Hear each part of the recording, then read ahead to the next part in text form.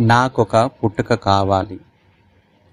నన్ను నాలా కాకుండా నేను కానిదటువంటి పుట్టుక కావాలి.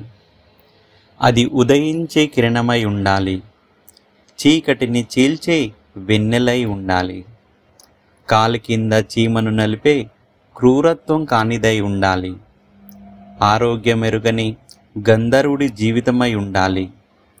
మనిషిని మనిషిగా చూసే జీవమున్న మనిషినై ఉండాలి.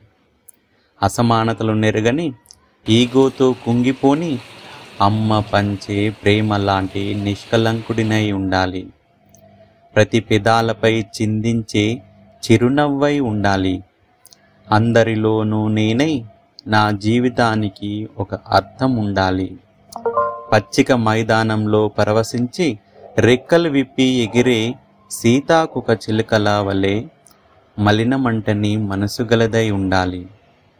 మరో ప్రపంచాన్ని నిర్మించడానికై పువ్వుల పరిమళించే మానవత్వ మాధుర్యాన్ని నిర్మించడానికి నాకొక పుట్టుక కావాలిప్పుడు. గాజోజీ శ్రీనివాస్.